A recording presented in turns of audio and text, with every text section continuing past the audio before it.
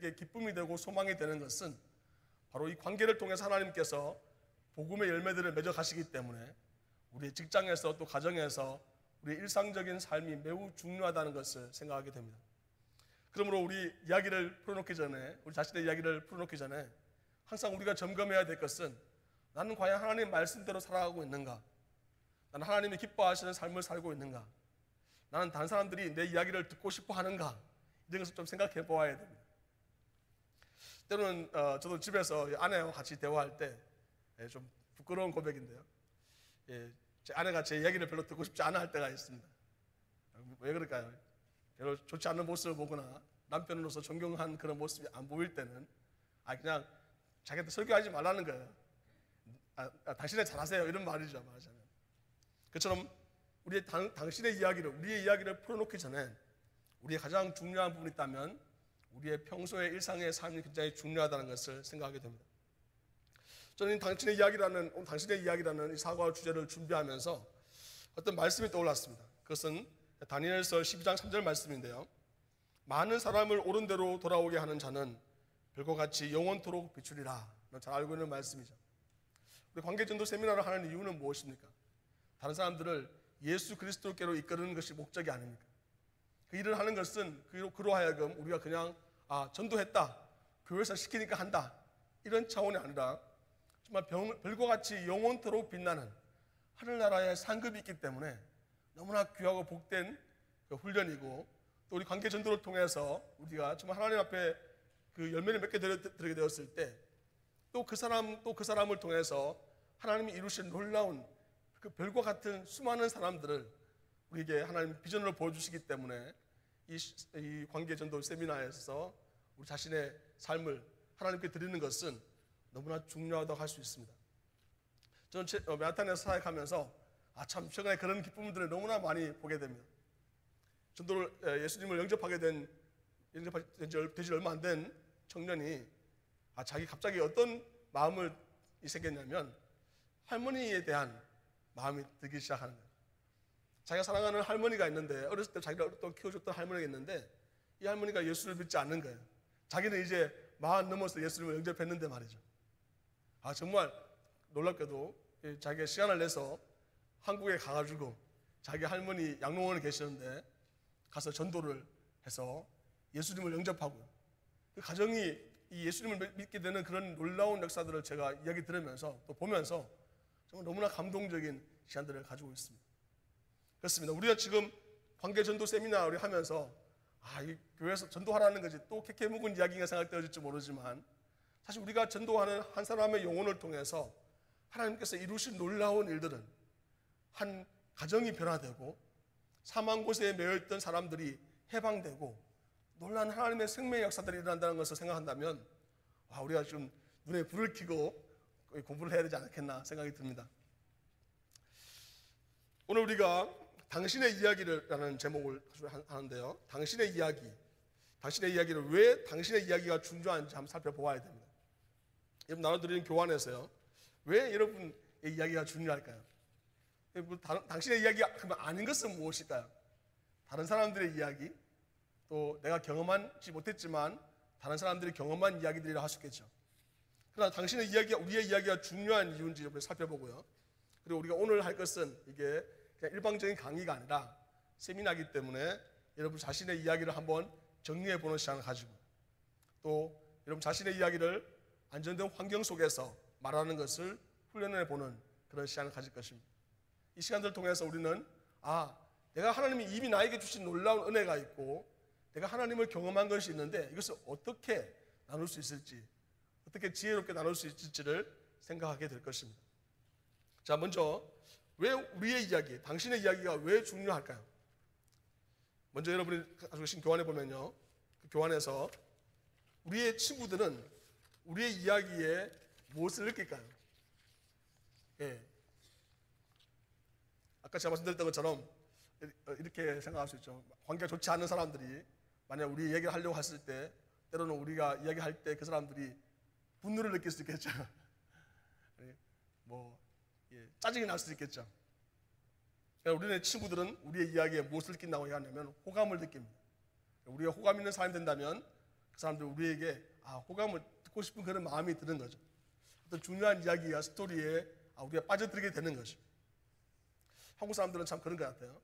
우리 한국 사람들이 많이 취미생활을 물어보면은, 이민자들 취미생활을 물어보면은 집에서 비디오 보는 거라고 이렇게 얘기하더라고요. 한국 드라마 보는 거라고 얘기하는 분이 많더라고요. 왜 드라마를 봅니까? 드라마 안에 스토리가 있거든요. 이야기가 있거든요. 내 이야기 같기도 하지만 아닌 것 같기도 한 그런 이야기들이 있거든요. 그 다음 얘기가 어떻게 될 것인지 너무 흥미진진하거든요. 그 사람들이 드라마에 빠지기도 합니다. 정말 왜 우리의 이야기가 중요하냐면 그것은 사람들이 우리의 이야기에 흥미를 가지고 있기 때문에 그렇습니다. 다음 파워포인트 넘겨주시기 바랍니다. 그리고 또 우리의 친구들은 당신의 이야기와 연결될 수 있습니다. 그러니까 어떤 자신의 한 사람의 이야기, 내 이야기를 들었다는 것으로 끝나는 것이 아니라 그 이야기는 어떤 매개가 되어서 그 사람과 대화하는 바로 그 사람에게 무엇인가 전달할 수 있는 연결이나 연관되어질 수 있기 때문에 바로 우리의 이야기가 중요하다고 할 수 있습니다. 다른 사람들의 이야기와 연결되지 않는다면 우리 이야기 할 필요 없겠죠. 왜냐하면 우리가 지금 어떤 목적하는 바가 있기 때문에 바로 그것은 복음을 전하기 위한 목적이 이루어지기 위해서는 그 사람의 삶과 나의 삶이 연관되어질 부분이 반드시 있어야 되기 때문에 바로 우리의 이야기가 중요합니다. 자, 세 번째 당신의 이야기가 중요한 이유가 무엇입니까? 당신의 이야기는 논쟁하기 어렵습니다. 사실 많은 사람들에게 복음을 전할 때 여러분 어떤 두려움이 여러분에게 있습니까? 이 사람이 교회에 대해서 혹시 부정적으로 또 신학적인 어떤 어려운 문제를 질문하거나 또 아니면 어떤 상황이 일어난 자기의 어떤 어려움들에 대한 이야기들을 하게 되었을 때 내가 무슨 말을 어떻게 해줘야 될지 잘 모르는 논쟁을 하게 되었을 때 내가 과연 성경을 많이 알고 있나? 나는 과연 이 사람하고 논쟁해서 이길 수 있나? 이런 두려움이 우리 안에 있지 않습니까? 기독교에 대해서 논쟁할 때 말이죠. 그러나 우리 자신의 이야기를 하게 되면 어떤 일이 생기냐면 그 사람들이 논쟁이 아니라 그 사람의 개인의 경험이기 때문에 그의 개인의 경험으로 받아들이게 되는 것이죠. 그러므로 당신의 이야기가 중요한 이유는 무엇입니까? 첫 번째, 그 사람이 그 이야기에 흥미를 가지게 되고, 두 번째, 고리가 되고요. 세 번째, 논쟁하기가 어렵기 때문에 우리 이야기가 매우 중요하다고 할 수 있습니다. 자, 성경에서 바로 이런 방법으로 하나님의 복음을 전하는 사람이 있습니다. 잘 알고 있는 바울이죠. 바울은 사도행전 26장에서 아그리빠 왕에게 자신의 이 이야기를 풀어놓는 것을 보게 됩니다. 굉장히 중요한 본문이기 때문에 같이 한번 찾아보서 읽어보도록 하겠습니다. 사도행전 26장입니다.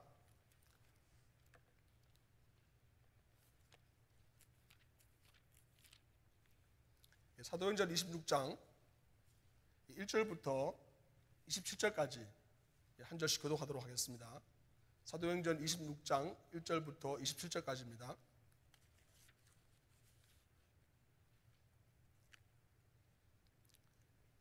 제가 먼저 읽겠습니다. 아그리빠가 바울에게 이르되 너를 위하여 말하기를 내게 허락하노라 하니 이에 바울이 손을 들어 변명하되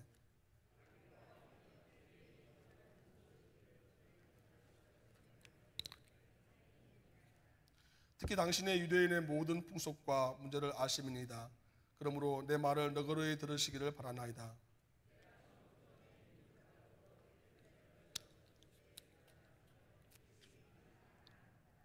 일찍부터 나를 알았으니 그들이 증언하려 하면 내가 우리 종교의 가장 엄한 바를 따라 바리새인의 생활을 하였다고 할 것이라.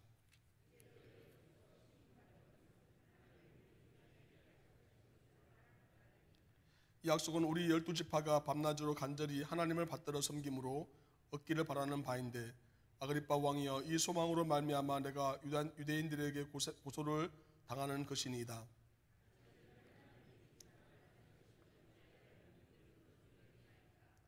나도 나사렛 예수의 이름을 대적하여 많은 일을 행하여야 될 줄 스스로 생각하고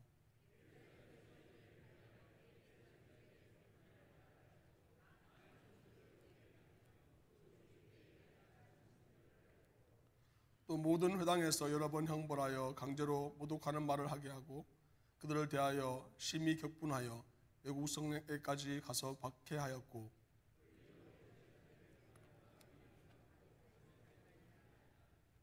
왕이여 정오가 되어 길에서 보니 하늘로부터 해보다 더 밝은 빛이 나와 내 동행들을 둘러 비추는지라.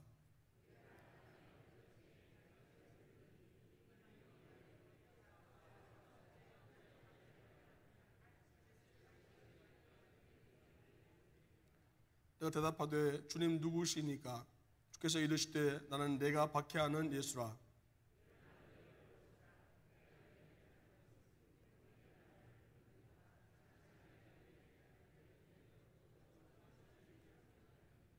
이스라엘과 이방인들에게서 내가 너를 구원하여 그들에게 보내어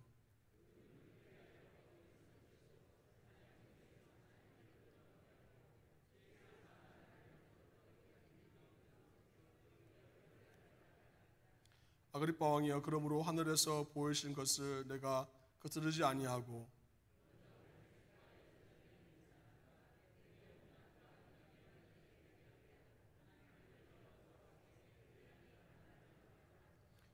유대인들이 성전에서 나를 잡아 죽이고자 하였으나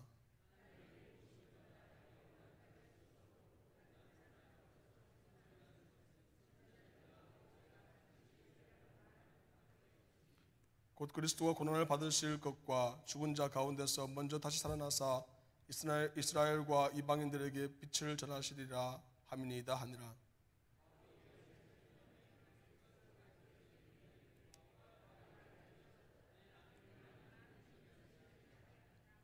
바울이 이르되 베스도 각하여 내가 미친 것이 아니요 참되고 온전한 말을 하나이다.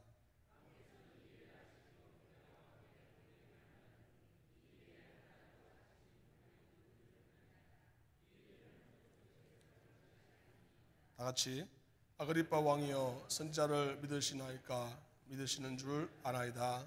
아멘. 이 바울의 이야기 지금 사도행전 26장에서 보게 되는데요. 우리가 교회에서 세례식을 할 때마다 우리 참 감동적인 시간 있지 않습니까?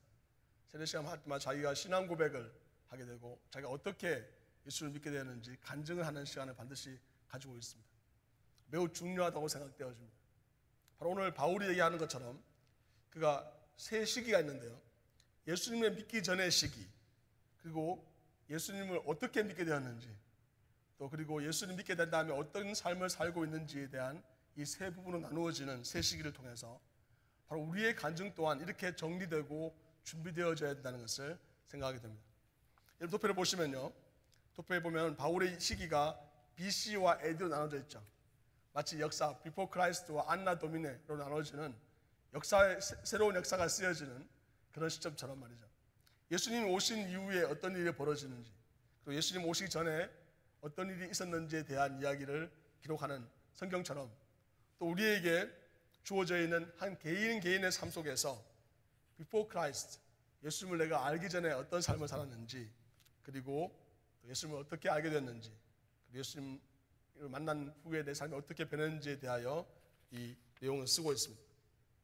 여러분 나눠진 도표 보시면요. 그 뒤에 BC와 십자가가 그려져 있고 AD가 적혀져 있는데 먼저 우리가 이 안에 있는 내용 안에서 본다면 먼저 사도행전 26장 안에서 본다면 우리는 먼저 이 본문 안에서는 1장 1절 4절부터 11절까지 26장 4절부터 11절까지가 예수님을 믿기 전에 모습이라는 것을 알게 됩니다. 그리고 두 번째, 회심하게 된 컨버전이 일어나게 되는 것은요 12절부터 18절까지 변화가 있다는 것을 알게 되고요. 마지막으로 예수님을 경험한 믿은 후에는 19절부터 23절까지라는 것을 시기별로 세 시기가 나눠지는 것을 보게 됩니다. 그리고 성경 구절은 4절부터 11절, 12절부터 18절, 19절부터 23절로 구별되지만 사실 이 전체 본문 안에서 그 이후에 최종 질문을 하게 되는 27절과 또 준비 단계에 있는 1절, 3절까지 포함하면 사실 26절 전체에서 바울이 자기를 간증하고 있는 그런 모든 상황들이 그림이 그려져 있는 것을 보게 됩니다. 자, 우리의 이야기하기 전에 이 바울의 이야기를 따른다면 우리의 예수님 믿기 전의 삶, 예수님 믿기 전의 시기와 예수님을 어떻게 믿게 되었는지, 예수님 믿게 된 이후의 삶에 대하여 여러분 각자 다 이야기가 있을 거예요. 그 이야기를 한번 써보도록 했으면 좋겠습니다. 근데 그 이야기를 쓰기 전에요, 여러분 다음 페이지에 보시면 당신의 이야기 쓰기 안에 보시면요, 당신의 이야기 쓰기에 보면 회심전에 대한 부분을 좀 친절하게 두 부분으로 나누었습니다. 여러분 다 있으시죠? 그리스도를 믿기 전 회심전 BC라고 되어 있는 Before Christ로 되어 있는 그 페이지에서 1번과 2번 나눠져 있는데요, 1번을 같이 한번 읽어보도록 하겠습니다. 다 찾으셨나요? 예, 그리스도를 영접하기 전 시작. 그리스도를 영접하기 전 당신은 신앙적으로 어디에 있었으며 그것이 당신에게 어떠한 영향을 미쳤는가? 느낌, 태도, 행동, 그리고 관계들. 예, 그 밑에 있는 예가 적혀져 있는데요, 이런 그리스도를 영접하기 전에 나는 어떤 상태에 있었는지에 대하여, 또 그런 상황들은 우리에게 어떤 영향을 미쳤는지, 즉 죄 가운데 있는 우리의 모습에 대하여 좀 기록할 필요가 있습니다. 친절하게 밑에 보면 별표가 있죠. 만약 당신이 어렸을 때부터 믿기 시작했든지 당신의 신앙이 모태신앙이라면 두 번째 질문으로 시작할 수도 있습니다. 자, 2번 질문 한번 읽어볼까요? 시작. 무엇 때문에 당신은 당신의 필요에 대한 해결책으로 하나님, 그리스도에 대한 생각을 하기 시작하게 되었는가? 이 질문은 또 우리에게 모태신앙인 사람들, 오랫동안 신앙생활을 했지만 어떤 아주 믿음의 촉으로 가지지 못했던 그런 분들에 대한 배려를 가질 수 있는 그런 질문들이라고 할 수 있습니다. 즉 그리스도를 믿기 전에 이 두 가지 질문에 여러분이 대답하는 식으로 간략하게 그 개요를 옆에다가 쓰시는 거예요. 개요를 쓰실 때 여러분이 중요한 단어들, 너무 신앙적인 단어 안 쓰셔도 됩니다. 내가 뭐 죄인이었는데 이렇게 보다는 내가 어떤 상황에 있었는지, 얼마나 힘들었는지, 얼마나 어려웠는지 그런 내용들로 쓰시면 됩니다. 자, 다음 페이지 넘기셨어요. 회심에 가셨어요. 3번 같이 한번 읽어볼까요? 3번 시작. 어떤 깨달음이 결정적인 동기가 되어 당신으로 하여금 그리스도를 영접하도록 하였는가? 어떤 깨달음, 어떤 사건이 있었는지 되는 거죠. 뭐 설교 말씀을 통해서도 가능하고, 뭐 찬양을 부르다가도 될 수 있고, 어떤 수련회 갔을 수도 있고, 뭐 이런 여러 가지 상황도 있잖아요. 어떤 그 상황 속에서 어떤 깨달음이 결정적인 동기가 되었는지를, 예수님을 영접할 수 있는 그 사건이 생겨야 되는지에 대해서 설명하는 거죠. 4번 같이 씁니다. 시작. 특히 당신은 어떻게 그리스도를 영접하게 되었는가? 3번과 4번을 구별한다면 3번은 그런 어떤 상황적인, 또 아니면 어떤 좀 개요 전체적인 그런 의미를 가지고 있다고 한다면 4번은 구체적인 사건을 이야기하고 있습니다. 언제, 어디에서, 무엇이 어떻게 됐는지를 한번 써보는 거죠. 세밀하게 한번 써보는 겁니다. 자, 그 다음 페이지요. 넘어가셔서 예수 그리스도를 믿은 후, 회심 후 5번 같이 한번 읽어보겠습니다. 시작. 예수 그리스도를 믿은 후 당신의 삶은 어떻게 변화하기 시작하였는가? 예. 당신이 어렸을 때 믿기 시작했든지 당신의 신앙이 모태신앙이라면 5번과 6번을 답할 때 당신의 삶과 그리스도 없는 당신의 삶을 가정에서 대조해서 답하도록 하면 됩니다. 6번 같이 한번 읽어볼까요? 6번 시작. 그리스도인이 된 일의 경험에 온 다른 유익한 점들은 무엇인가? 예. 특별히 당신의 전도 대상자에 있는 사람들에게 가장 잘 해당될 만한 유익한 점을 한번 생각해 보시고 그 사람에게 무엇을 설명할지, 어떤 식으로, 어떤 방식, 어떤 내용들에 대하여 유익한 점을 더욱 부각시켜서 설명할지에 대해서 적어보는 것입니다. 자, 7번입니다. 같이 읽습니다. 시작. 당신은 이 이야기와 연관시킬 수 있는 부분이 있습니까? 예. 이것은 전도를 하려고 하는 그 대상에게 지금 내가 하는 이야기와 당신에게 유사한 점이 있는지에 대하여 연결하는 질문을 하는 것입니다. 주제 통합, 안정감에 대한 추구라고 되어 있는데요. 이것은 뭐냐면 마지막 결론을 같이 맺을 때 그 사람을 나의 대화에 같이 함께 포함시켜서 같이 통합해서 내가 그 사람에게 관심이 있고 당신의 삶 속에 변화나 새로움이 있을 수 있다고 하는 것에 대하여 도움을 줄 수 있는 그런 연결점이라고 할 수 있습니다. 자, 당신의 이야기 쓰기 우리가 지금 함께 봤는데요. 다시 돌아가셔서 먼저 BC와 그리고 컨버전이 일어나게 되는, 믿게 된 계기, 그리고 믿게 된 이후에 어떤 일이 변화가 있었는지 제가 한 3분을 드릴 테니까요. 좀 짧나요? 한 5분 드릴 테니까요. 한번 옆에다가 개요를 써보시기 바랍니다. 개요를 쓰실 때는 다시 말씀드리지만 너무 신앙적인 이야기 말고 신앙적인 용어를 보다는 평범한 언어, 대화하기에 용이한 그런 마치 친구한테 이렇게 편하게 이야기하는 것처럼 그렇게 개요를 한번 그 질문에 답하는 형식으로 한번 써보시기 바랍니다.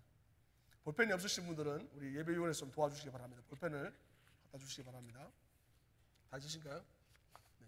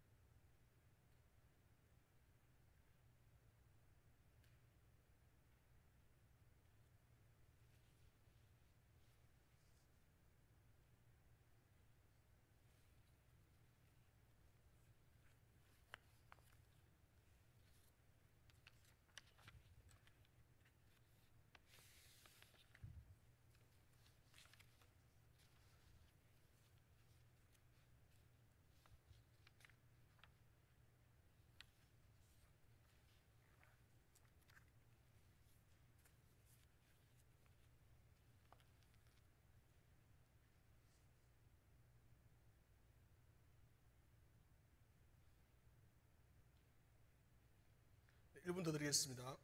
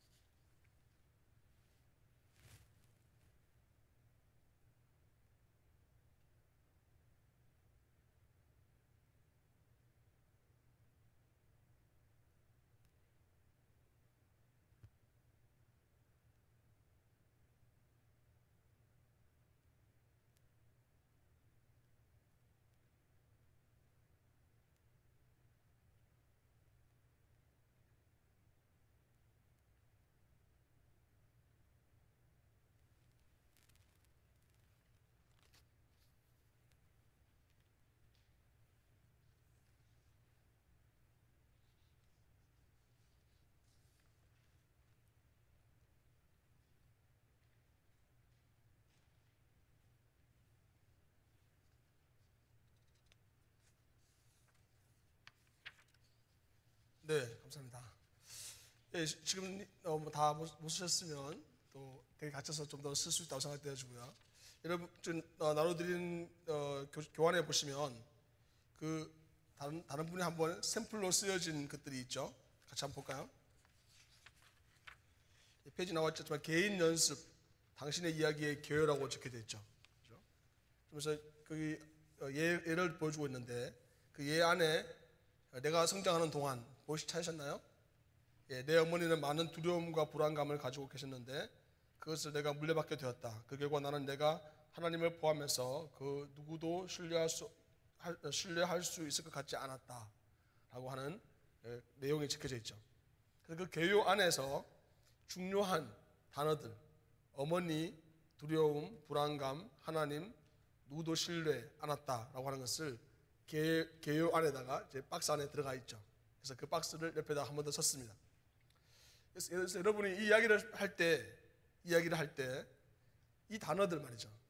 어머니의 두려움, 불안감, 신뢰할 수 없음, 하나님까지도 라고 하는 내용들이 바로 우리의 다른 사람들이 이야기 듣게 되었을 때, 우리 하는 대화들을 듣게 되었을 때 그 사람도 똑같은 그런 감정, 똑같은 상황에 처해져 있을 수도 있거든요. 그때 그것이 그 사람과 연결고리가 되고 흥미를 유발하고 이 사람이 도대체 어떤 상황이었을까라고 하는 것을 생각하게 되는 것이죠. 마찬가지로 그 다음 1번, 2번, 3번, 4번 보면은 전부 다 그런 중요한 단어들의 개요들을 옆에 적었습니다. 여러분의 우리 대화들을 이렇게 개요를 정리해서 적을 필요가 있다는 거죠. 그래서 이 관계 전도를 할 때 다른 사람들에게 내 이야기를 설명할 때 그냥 일방적으로 밑도 끝도 없이 막 왔다 갔다 하는 그런 이야기 말고요. 어떤 얘기를 한다고요? 바로 이런 구별되어져 있는, 시기적으로 구별되어야 되고 세 시기가 안배가 되어야 되고요.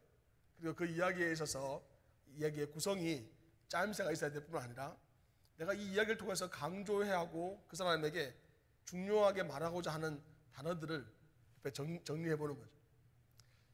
이 샘플을 드린 것은 이걸 카피해서 하시라는 말씀이 아니고요. 바로 여러분의 우리 자신의 이야기를 좀 준비할 필요가 있다는 것이죠. 여러분 잠깐 축구 이야기를 하면은 한국에서 한국 축구가 굉장히 많이 올라갔지 않습니까? 사람들이 그 분석할 때 이렇게 많이 분석하죠. 개인 실력은 좀 떨어지지만 전원 공격, 전원 수비하기 때문에 그만큼 올라갈 수 있었다 이런 표현들을 하지 않았습니까? 제가 무슨 말씀드리려고 하냐면 우리가 전도를 할 때, 이 관계 전도를 할 때 어떤 사람은 교회에 데려오는 사람이 있고 어떤 사람들은 복음을 제시하는 사람이 있고 어떤 사람들은 양육하는 사람들이 반드시 있습니다. 하지만 우리가 만약에 나는 데려오기만 할 거야, 나는 계속 수비만 할 거야, 혹은 나는 좀 보이지 않는 것을 음식만 갖다 줄 거야, 이런 식으로만 우리가 한다면 사실 우리에게 있는 이 복음을 전하는 기쁨, 하나님 나에게 주신 놀라운 은혜를 전할 수 있는 그 기쁨을 놓치게 되는 거죠. 맞아요. 골 한 골 넣는 기쁨을 놓치게 되는 거죠. 우리가 영혼을 구원하기 위해서 항상 준비되어져 있는 그런 마음이 아니라고 한다면 베드로전서에서 말하고 있는 것처럼 항상 말씀을 전할 준비가 되어져서 온유함으로 그 말씀을 전할 준비가 되어 있지 않는다면 사실 우리는 우리의 삶 속에서 정말 중요한 기회들을 많이 놓쳐버리게 되는 거죠. 어떻게 말씀을 전할 수 있을까요? 다른 거 말고요. 바로 그 내 이야기를 풀어놓으면 됩니다. 내가 전에 어떤 삶을 살았는데 내가 어떻게 예수를 믿게 됐고 내가 앞으로 어떤 삶을 살고 있는지 지금 내가 어떤 삶을 살고 있는지에 대하여 이야기할 수 있어야 되는 거죠. 축구에서 급할 때는 유사시에는 골키퍼도 골 넣을 수가 있습니다. 급할 때는 수비선수도 동원해서 중요한 것은 뭐냐면 우리가 이기는 거죠. 중요한 것은 우리가 골을 넣는 거지 않습니까? 마찬가지로 항상 준비되어 있어서 우리가 그 상대방에게 언제든지 상황 속에서 계속 이 말을 하다 보면은 준비되어 있다 보면은 어떤 사람에게는 내가 이 부분을 좀 더 강조할 수 있고 어떤 사람들에게는 내가 회심하는 그 상황들을 더 강조할 수 있고 또 어떤 사람들에게는 내가 그 거듭난 이후에 내 삶의 그 비전과 꿈에 대하여 강조할 수 있을 뿐만 아니라 여기 나와 있는 개요 가운데 중요한 단어들을 적절하게 사용할 수 있으면서 그 사람에게 하나님의 복음에 대하여 구체적으로 내 삶에 일어난 놀라운 역사에 대하여 설명할 수 있게 되는 것입니다. 그렇기 때문에 이 나와 있는 개요들 여러분이 생각되어지는 중요한 내용들을 박스에 적어서 옆에다가 개요 적어보고 한번 나누어 보면서 좀 더 날카롭게, 좀 더 예쁘게, 좀 더 맛있게, 좀 더 멋있게 이렇게 내용들을 만들어줄 수 있죠. 그래서 그 만들어진 내용을 가지고 계속해서 다른 사람과 대화하고 증거하는 가운데서 내가 발견하지 못했던 것들을 발견하기도 하고 깨닫지 못했던 것들을 깨닫게 되는 것을 보게 됩니다. 제 자신의 삶 속에서 보니까 그렇더라고요. 제가 예수님을 처음 영접한 게 중학교 2학년 때였는데요. 중학교 2학년 때 물론 그 교회에서 쭉 자랐죠. 그 할아버지 때부터 기독교 집안에서 자랐으니까 당연히 자랐지만 예수님을 영접하게 된 것은 중학교 2학년 때였어요. 중학교 2학년 때 여름 교회에서 수련회 갔었는데 그 수련회 가서 어떤 예수님의 발자취를 따라가는 프로그램이 있더라고요.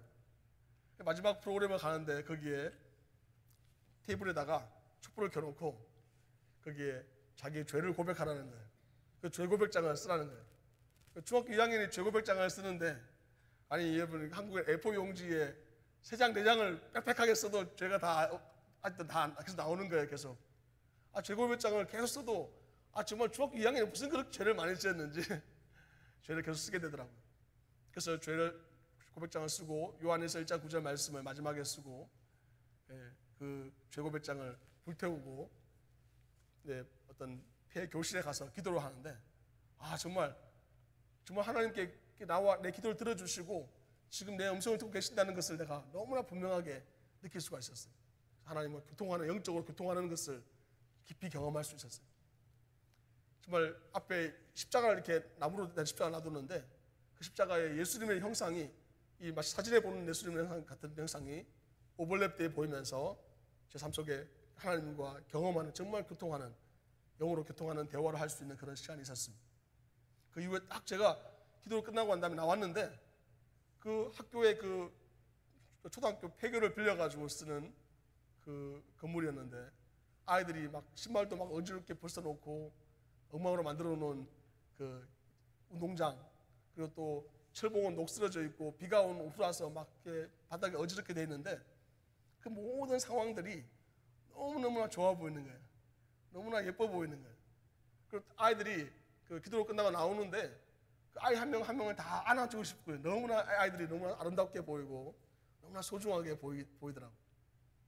그 이후 또 다른 영적인 체험들 많이 했지만 제가 말씀드리는 것은 before 어떻게 예수님을 영접했는지 그리고 그 다음 이후에 내 삶이 어떻게 바뀌었는지 이런 하나의 내용들 약 한 4분에서 5분 정도 되는 정도의 간략한 여러분이 가지고 있는 여러분의 이야기를 만들 필요가 있다는 거죠.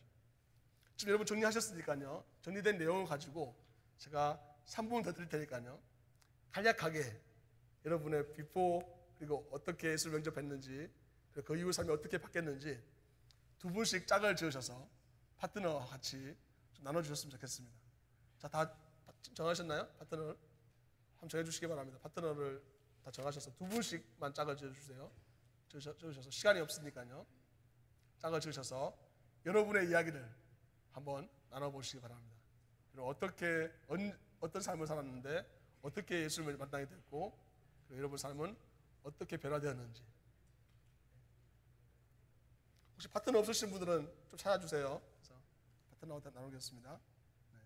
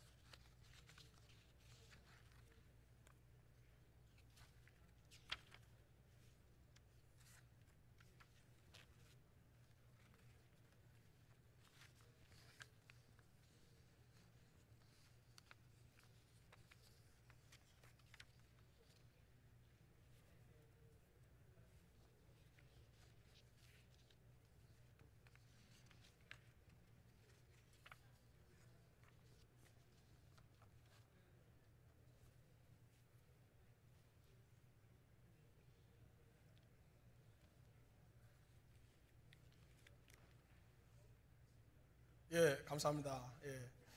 여러분, 예, 너무 진지하게 잘 하시는데요. 예, 앞으로 연습할 수 있는 기회가 여러분 평생 시간 동안에 주어져 있습니다. 하지만 여러분 이것을 여러분 나와 있는 매뉴얼대로 좀 연습할 필요가 있습니다. 사실 매뉴얼대로 하지 않으면 우리는 자칫하면 또 그냥 뭐 관객 전도 세미나 뻔하지 이렇게 생각하거든요. 그게 아니라 이야기 준비 요령이라고 되어져 있는 페이지 있지 않습니까? 한번 펴보시겠어요? 이야기 준비 요령. 자, 여러분 이야기하셨는데요. 그 이야기했던 대화했던 것을 생각하시면서 과연 이 매뉴얼대로 어떻게 팔로우 됐는지, 상대방은 어떻게 이야기를 잘 풀어놓으셨는지 그래서 여러분 스스로 한번 점검해 보시는 겁니다. 자, 그리스도를 알기 전후에 신앙적 관점에서 무엇을 보여주는 우리의 삶 속의 중심이 되는 문제점, 주제가 변화를 보여주는 우리의 삶의 삶 속의 중심이 되는 문제점이라는 것을 알 수 있죠. 그리고 중간기에 가서는요, 맞아면 이 이야기에서 중간기에 가서는 간단하고 명료하게 그리고 구분할 필요가 있습니다. 뭘 구분해야 될까요? 예수님을 믿기 전의 삶과 예수님을 어떻게 믿게 됐는지, 그 삶에 어떻게 변하게 됐는지, 구분하지 않으면 어떻게 생각해 막 이렇게 뒤섞여가지고 도대체 이 사람이 지금 예수 믿는 사람 맞아? 이런 생각이 들기 때문에 즉 구분할 필요가 있다는 거죠. 그리고 반응을 요구하는 질문이나 진술로 결론을 맺습니다. 자, 이야기 한참 한 다음에 이야기가 그냥 그렇게 좋은 이야기 들었어 하고 끝나는 것이 아니라 그래, 너는 어떻게 생각하니? 혹은 형제님은 자매님은 아니면 그 누구누구 씨는 이런 일을 경험하신 적이 있으세요? 뭐 이렇게 그 사람에게 반응을 요구하는 질문을 하는 거죠. 마치 오늘 아그리빠 왕에게 바울이 도전하지 않습니까? 왕이여 선지자를 믿으시나이까? 이렇게 믿으시는 줄 아나이다 이렇게 얘기하면서 그의 마음속에 어떤 반응이 일어날 것에 대하여 질문하고 있는 것을 보게 됩니다.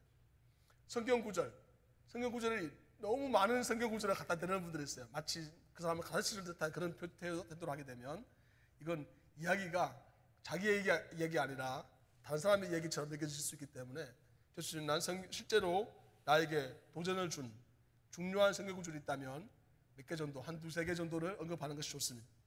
그리고 언어, 너무 지나친 신앙적인 용어들을 많이 구원, 축복, 은혜 이런 단어들을 많이 쓰게 되면 상대방이 잘 이해 못해요. 왜냐하면 아직 그 사람은 컨버전이 일어나지 않았기 때문에 하나님을 믿는 믿음에 대한 분명한 이해가 없기 때문에 오히려 그것이 무슨 말이지라고 하고 머리가 생각이 딴 곳으로 가게 되기 때문에 너무 지나친 신앙적인 용어라든지 지나친 신앙적인 용어 이야기들은 피하는 것이 좋습니다. 자, 길이는 간략하고 하게 하고 요점만 말하는 것이 좋습니다. 약 4분에서 5분 정도로 얘기할 수 있고 때로는 좀 길게 얘기할 수 있겠지만 4분, 5분 정도 지나고 나면 사실 집중력이 많이 흐트러지기 시작하거든요. 그러니까 여러분 이야기들을 우리가 중요한 것은 내 이야기를 많이 상대방에게 하는 것이 중요한 것이 아니라 핵심적인 내용, 그 사람에게 변화를 도전을 줄 수 있는 것이 중요한 포인트이기 때문에 우리가 간략하게 하고 요점만 말하는 약 4분에서 5분 정도가 적절하다고 할 수 있습니다. 자, 여러분 내용을 보니까 어떠세요? 이게 정말 한번 해보고 싶다 그런 마음 드시죠? 여러분 당장 오늘 댁 가셔서 아내하고 남편한테 할 수 있고요. 심지어 자녀들에게도 할 수 있고요. 내일 교회 직장 가셔서 직장 동료들에게 한 5분 정도 시간 냈었잖아요. 지난주 우리 양모사님부터 배웠던 내용들처럼 집에서 운동하다가 신앙적인 대화로 이끄는 다음에 바로 내 이야기를 하게 되는 거죠. 다음 시간에 우리가 배우게 될 때는 바로 예수님의 이야기에 대해서 더 구체적으로 더 직접적인 이야기를 할 수 있는 것들을 우리가 배우게 될 것입니다. 그렇기 때문에 우리가 과거에 우리가 어떤 삶을 살았는지, 또 현재 우리가 어떻게 예수님을 영접하게 됐는지, 그리고 그 이후에 내가 어떤 삶을 살고 있는지에 대하여 여러분 정리할 필요가 있고요. 그 뒤에 뒤에 보시면 마지막 페이지 부분에 보시면요, 어떤 내용이 나와 있냐면 함께 연습하기 우리가 했던 내용도 있지만 연습할 때 이야기를 점검하는 점검표가 있습니다. 그래서 이 이야기 점검표를 보시고 본인이 파트너가 있으면 같이 상대방이 이야기하는 것을 이 점검표에 따라서 과연 BC가 명료하게 설명되었는지 잘된 점이 무엇인지 관찰하고 적어보고 그리고 반복이 가능한 내용인지 잘된 점을 적어보고 그것도 명료하게 AD가 믿고 난 이후의 모습이 잘 됐는지를 관찰하시고 적어보시면 여러분의 이야기들이 굉장히 더 직접적이고 굉장히 더 상대방에게 잘 전달될 수 있는 내용으로 정리되어서 상대방이 듣게 되었을 때 예수님을 믿고 싶은 예수님의 이야기를 듣고 싶은 마음으로 이어지게 되는 것을 보게 됩니다.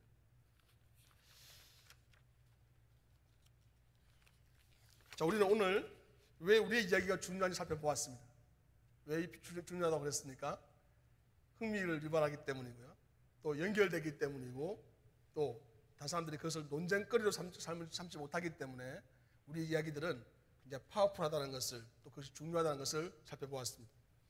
또 우리는 또 세 시기를 통한 우리 이야기를 써보았습니다. BC, 그리고 예수를 어떻게 믿게 되었는지, 그리고 AD 이렇게 우리가 구별해서 이야기를 써보았습니다. 그리고 우리 이야기들을 하는 것을 훈련해 보았는데요. 이 훈련은 여러분이 계속해서 하게 되는 것이죠. 근데 여러분 한번 훈련을 멈추면 어떻게 될까요? 그러면 또 다시 옛날에 다시 하나님을 경험하는 그 시간이 우리에게 필요할지도 모르겠어요. 사실 우리가 정말 내가 하나님을 체험하고 예수 그리스도를 경험하는 그 경험이 있다고 한다면 바로 이 이야기는 굉장히 구체적이어야 될 것입니다.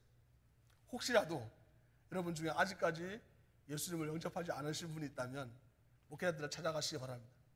그리고 혹시라도 여러분 마음속에 정말 내가 이 내용에 대한 이 더 실제적이고 더 직접적인 의문이나 또 아니면 그것을 해결하기 원하시는 분들은 목회자들을 찾아오셔서 같이 기도하면서 바로 이 이야기들을, 여러분의 이야기들을 더 구체적으로 아주 잘 만들어 주실 수 있기를 바랍니다. 그래서 언제든지 바로 복음을 전하고 하나님의 나라와 하나님의 은혜에 대하여 증거할 수 있는 여러분 되시길 수 있기를 주님의 이름으로 축원합니다.